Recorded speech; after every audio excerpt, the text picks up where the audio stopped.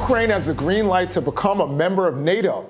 This according to NATO Secretary Jens Stoltenberg, who said this week that all the countries in the transatlantic military alliance have agreed to admit the war-torn country to the club after the war with Russia is over. Here's Stoltenberg speaking with reporters during his first visit to Ukraine since the start of the invasion. Let's take a look.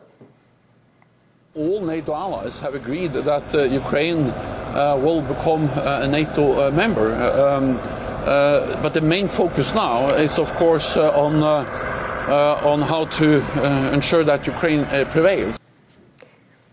However, German Defense Minister Boris Pistorius said Thursday that the door is open for Ukraine to join, but, quote, "This is not the time to decide." Here to discuss more on this is Lieutenant Colonel Daniel Davis. Thank you so much for joining us, Colonel. Always my pleasure. Thanks for having me.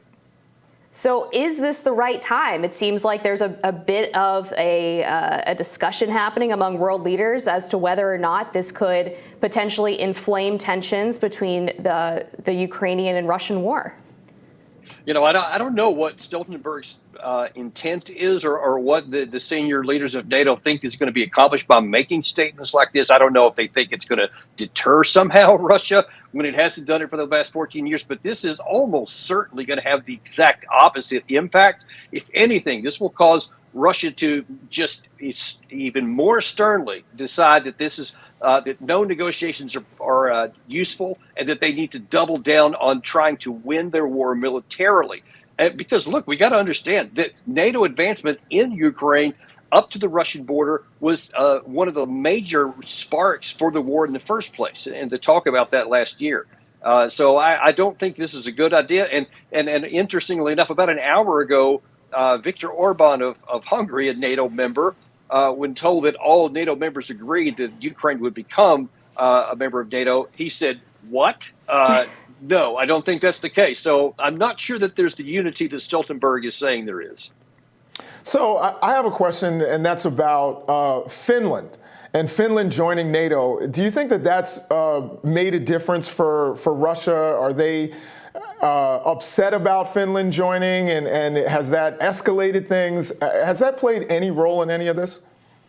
Well, it certainly has been bad from the Russian perspective. I don't think that Putin ever thought that Finland and Sweden would join NATO.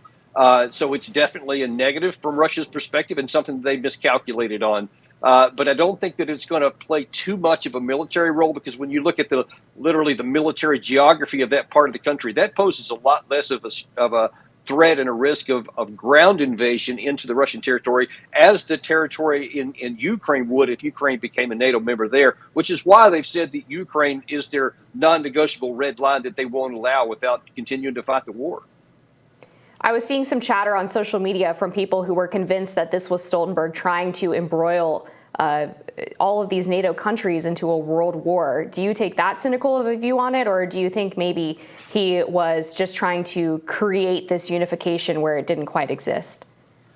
You know, I don't think that Stoltenberg or anybody in NATO desires a war with Russia, because they know that it would be catastrophic for us and almost certainly lead to nuclear escalation. So I don't think they desire that, but I think there's a bigger problem, or at least a compounding problem, that I think they believe that by saying these kinds of statements that they can project power, that they can cause hesitation in Moscow.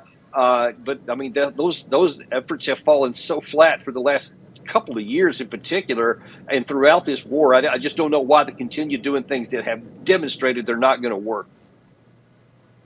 Well, so I have a two-part question. Number one, does Ukraine right now meet the requirements to join NATO in terms of democracy and protection of minorities? Does it, you know, we had heard that they were decades away before the war. Are they any closer? No, they're not, and it's 100% certain that that's not the case, that they're any closer now. As a matter of fact, the reason why Viktor Orban is against even talking about extended NATO membership to Ukraine is because of the minorities, the Hungarian minorities in the western part of Ukraine, which are being, in his view, they're being abused, and they're not having their rights, and they're having a lot of their rights taken away. Many of them are being, what he says is being press ganged into military service to go fight when they don't want to. So there's a lot of problems with that. But just across the board, I mean, by NATO's own founding documents, Ukraine is nowhere near viable to join the alliance or qualify. In any case, there's no way that they do.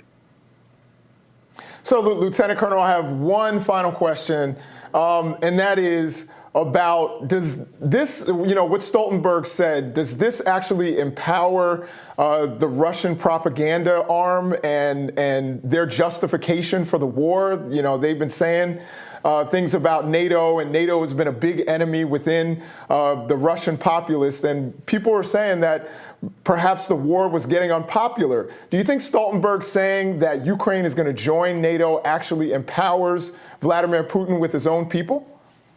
I don't think that Russia, thinks that the war is going well, or that they're against it or whatever. I think most of them are resigned to it, especially if you look at the polls. But this absolutely plays into the theme that the Russian government has been using since the outset. That this is not a war between Russia and Ukraine. This is a war between NATO and Russia, using Ukraine as a weapon against them. And certainly there's lots of physical evidence to support that view from the Russian perspective, in that their economy, we're attempting to destroy it with all these sanctions. We're giving all these weapons, targeting information to their enemy, ammunition, everything to kill Russian soldiers. So, I mean, from their perspective, it very much is a proxy war, and that it's NATO against them. And this just helps, I think, fuel that. According to a Washington Post report, the leak of Pentagon classified documents that detail the fight in Ukraine revealed that the United States warned Zelensky that he would not be able to hold on to the city of Bakhmut.